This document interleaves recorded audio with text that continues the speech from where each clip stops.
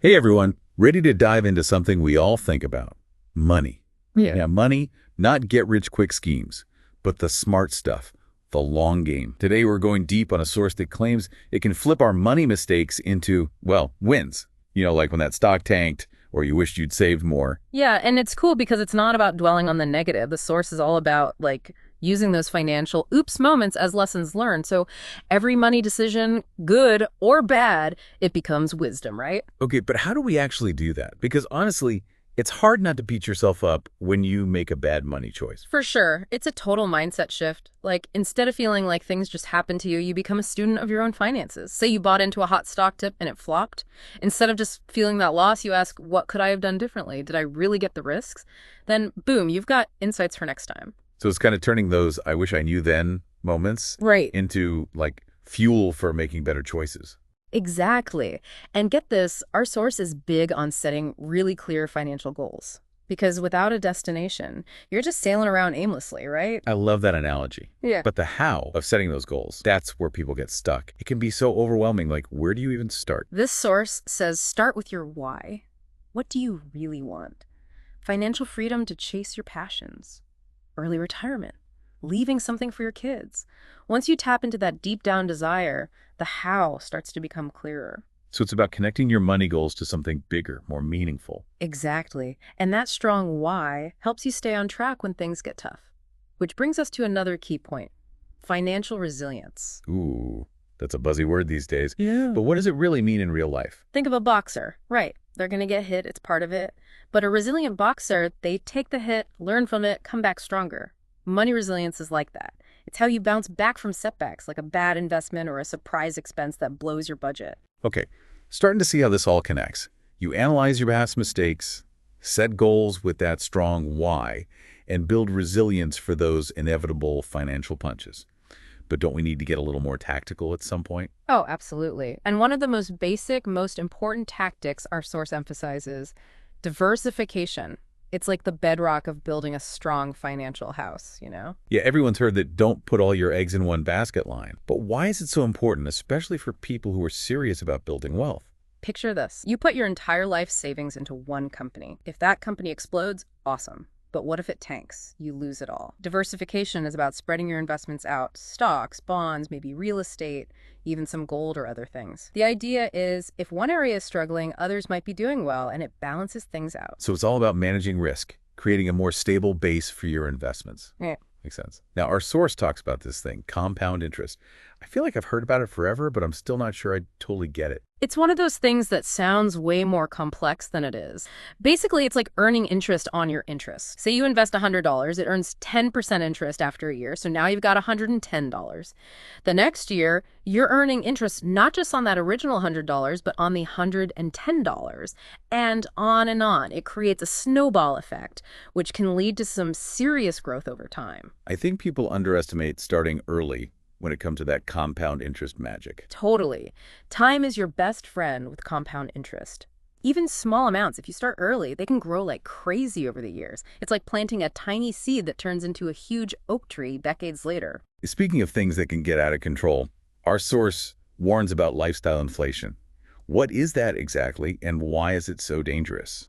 It's when we increase our spending as we make more money. You get a raise, suddenly you need a bigger house, a nicer car, fancier everything. It's natural, but it can be a silent wealth killer. It's like you're constantly upgrading your treadmill, but you're still in the same place financially. Right. The key is to break that cycle.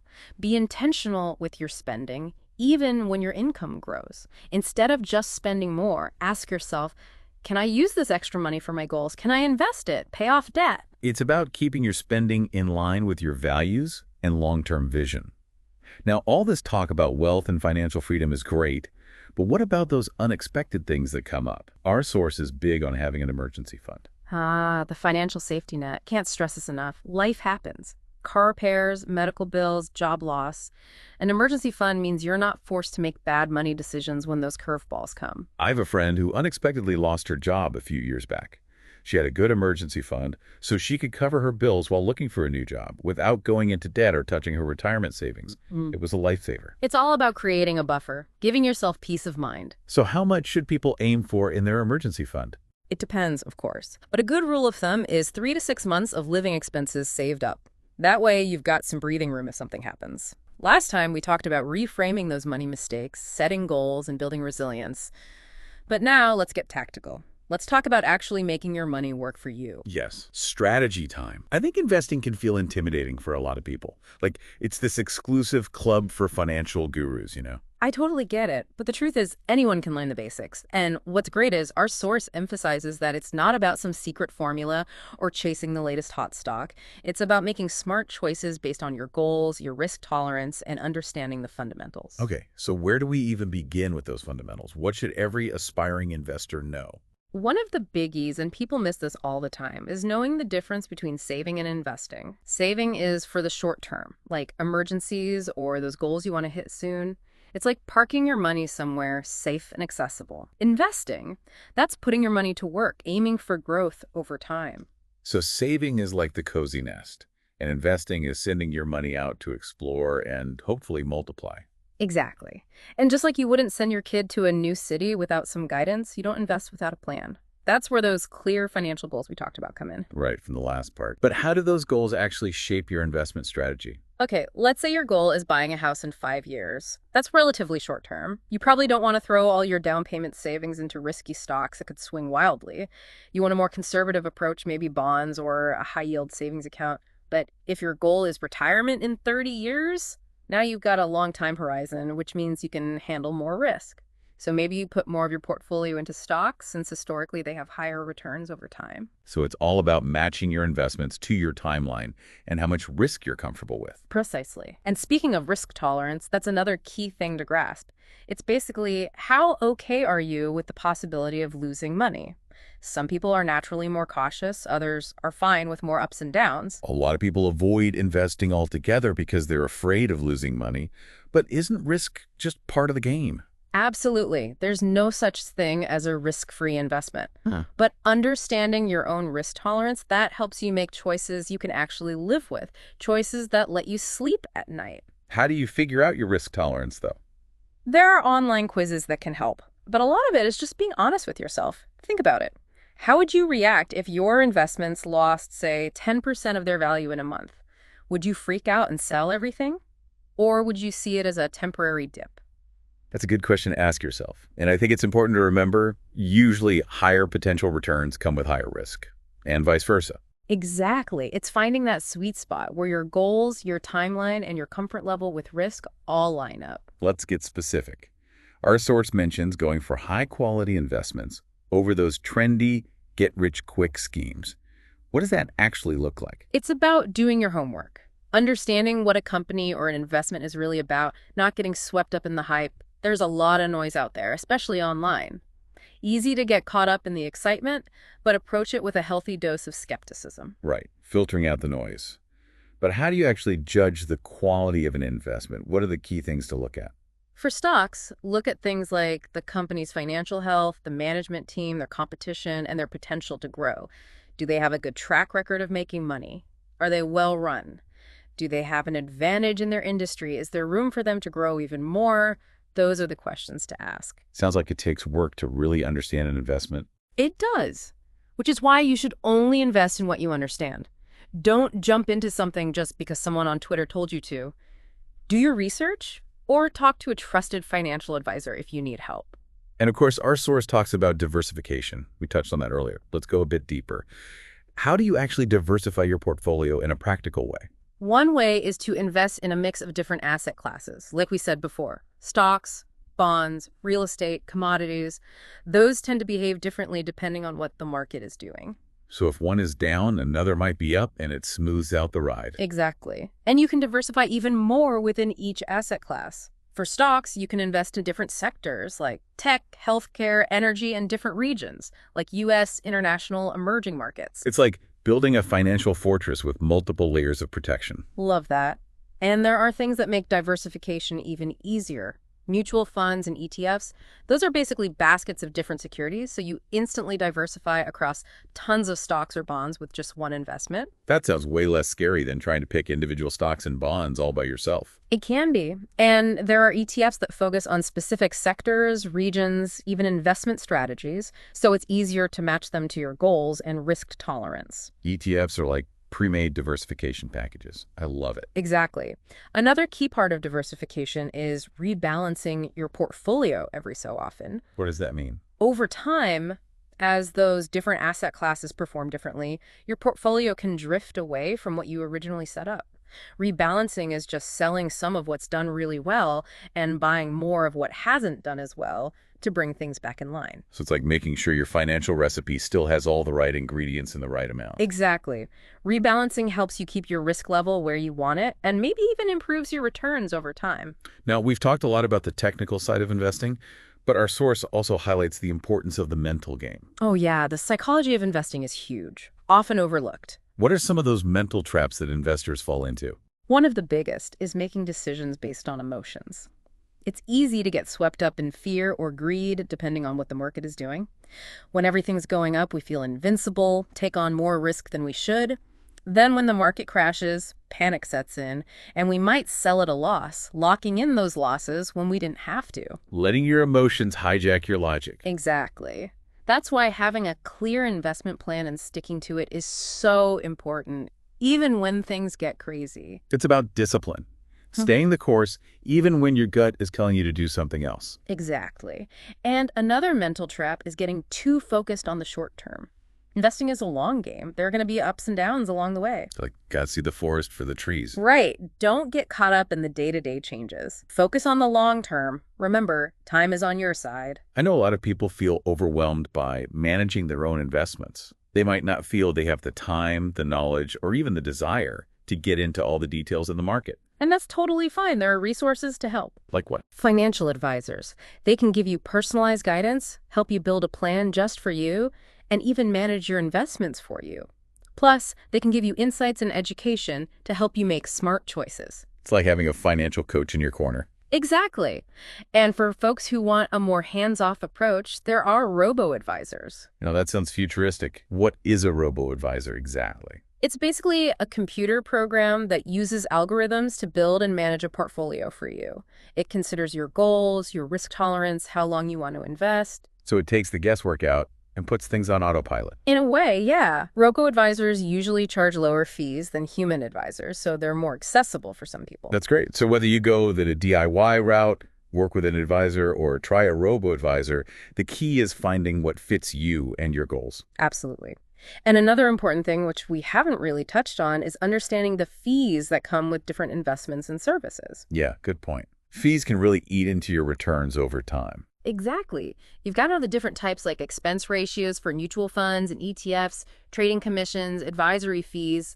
Factor those into your decisions. So be a savvy investor, not just in choosing what to invest in, but in keeping those costs down too. Precisely. Every dollar saved on fees is a dollar that stays invested and can potentially grow. This has been so helpful. We've covered so much.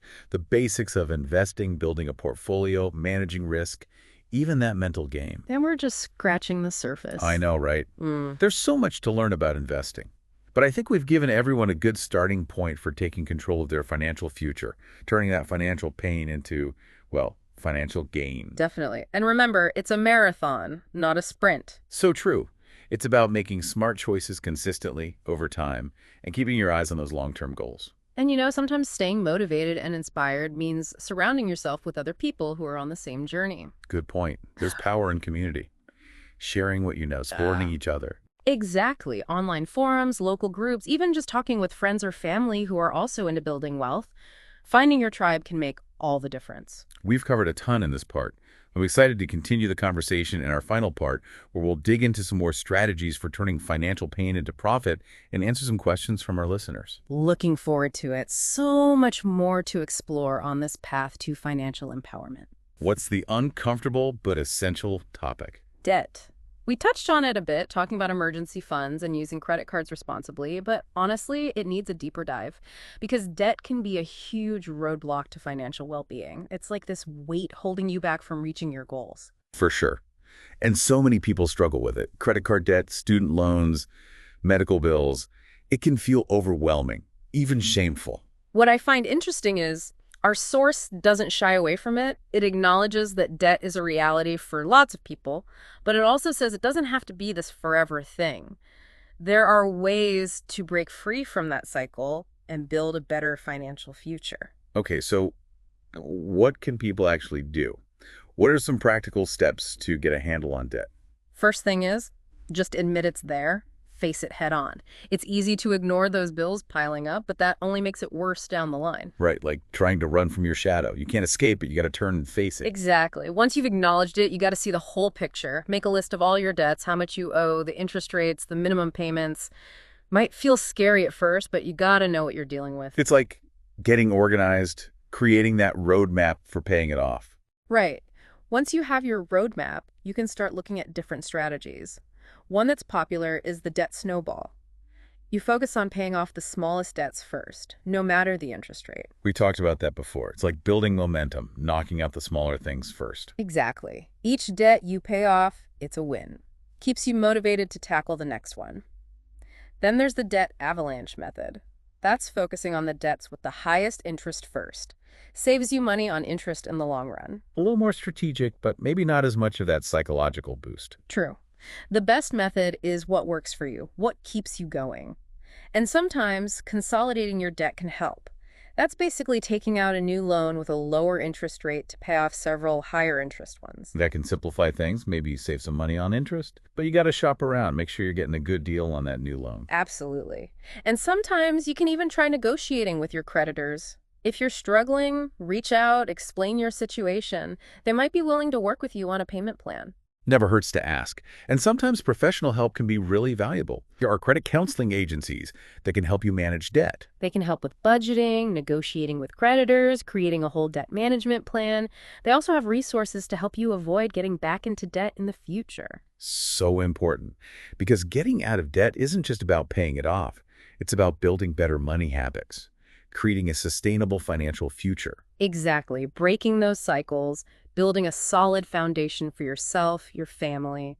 And something people don't always talk about is how debt can affect you emotionally. The stress, the anxiety, even shame. Absolutely. It's important to recognize those feelings and get support if you need it. Talk to a therapist, a financial counselor, friends, family. It can make a huge difference. Knowing you're not alone, that people care and want to see you succeed. Right. And sometimes the best way to overcome those negative feelings is to change your perspective. Instead of feeling like a victim, feel empowered to take control of your money. Yeah. See debt as a challenge to conquer, not this weight dragging you down. Exactly. And every step you take, even a small one, is a step in the right direction. Even paying off a little bit of debt can give you that sense of progress, that momentum to keep going. Wow, we've covered a lot in this deep dive. Reframing financial pain, setting those goals, building resilience, diversifying investments, and tackling debt.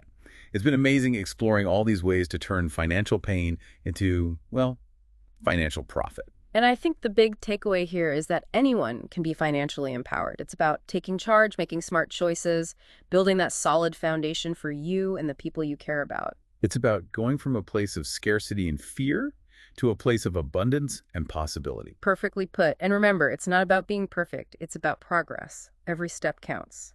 So, as we wrap up, here's a question for you to think about. What's one thing you feel inspired to do after listening to this deep dive? Could be anything, making a budget, opening an investment account, even just talking to your partner about your money goals. Whatever it is, take that step today. Your financial future is worth it. Couldn't agree more. And remember, we're here to support you on your journey. Keep learning, keep growing, keep believing in yourself. Until next time, happy investing.